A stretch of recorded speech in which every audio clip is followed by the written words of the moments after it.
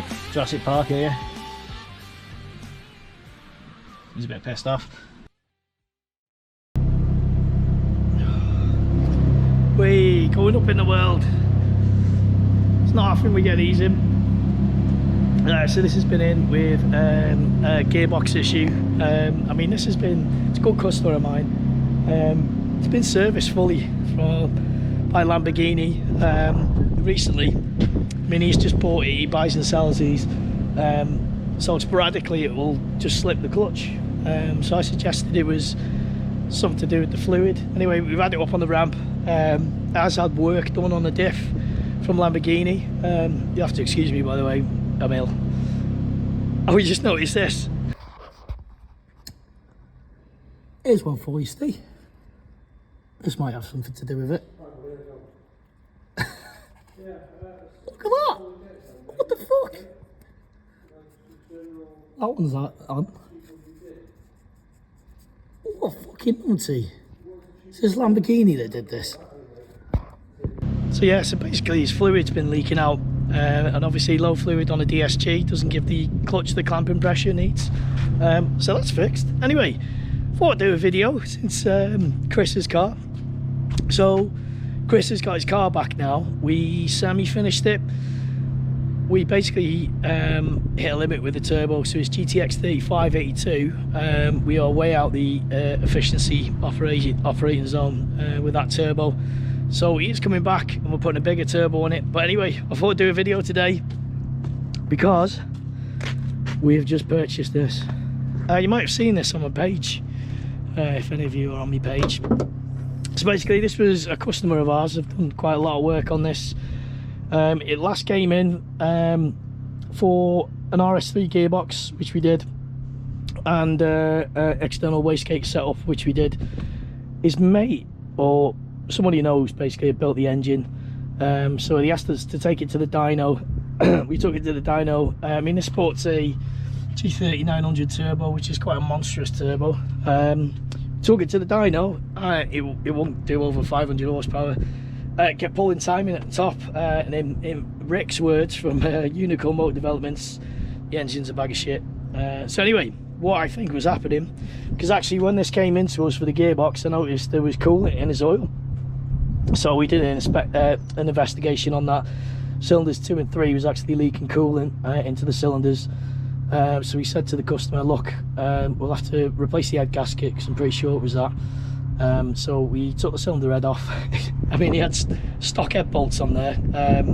How he was going to get power with stock head bolts, I don't know, but he didn't build it, did he? So we put ARP 2000s in. But what I noticed, his pistons were rocking quite badly in the cylinder. Now you do get a little bit of rock, but these were like excessive. So what I think's been happening is those pistons basically been rattling in the cylinder, creating false knock. So the knock detection picks that up and starts pulling the timing back. Anyway, he obviously sunk a lot of money in it. Was slightly disheartened because the only solution is to buy or have a better engine put in. He didn't want to go that far. I mean, it does run a stock cylinder head. So anyway, so we bought it. So this is going to be our next build series. It is a bit Marmite, the car. I mean, yeah, the obviously the body kit, it's hit and miss. Some people love it, other people hate it. Obviously it makes the car wider, but we'll sort all that out anyway. So we've got this to do. We want to, you know, be down in Saturn Pod and race wars and stuff like that with it. So we are going to put one of our engines in it with a ported cylinder head. We're doing away with the RPC, so that'll be for sale if anyone wants it, because we have got a trick set up to put in here. So like Chris's, we're going to do the Iobed Porsche 997 throttle body, and we're going to do away with this Cool Mist methanol system and put an Aqua Mist in. So yeah, I thought it'd be an interesting video. Obviously we learnt a lot with Chris's, i.e. fueling and, you know, the Aqua Mist setup and whatnot. So we're hoping we're going to get this to about, maybe not as powerful as Chris's, but maybe 760, 770 horsepower, which would be quite fitting. Anyway, I thought it'd be a good video. Brief catch up. This is Ash's car, which we've almost finished. So he's had his new engine in, the engine's run in. I've just got to finish his Acomist setup on his PM4 and whatnot. But this is going to be interesting because this runs a fully built engine top to bottom, Ferrera valves, oversized by 1mm, JE Ultra pistons, Pro Race or Boost Line rods I think it was. Anyway, it runs an L560 turbo, but it runs the L560 with the large exhaust housing, so this should see, bear in mind it's 4-wheel drive still, about 640, 650 horsepower, so that's going to be interesting. But yeah, as you see, usual shit here, same shit, different day. We've got a lot of cars in actually for, I mean, 70% of them are in for engines. And yeah, so we are pretty busy. But yeah, I thought it'd be interesting anyway. So the next couple of videos are going to be us obviously pulling the engine out, stripping it down. I'll actually show you the pistons rocking. And then yeah, we're going to go for JE pistons, low compression. We're going to put 9.3 to 1 compression ratio in it. Pro Race I-beam rods, yeah, the full works basically.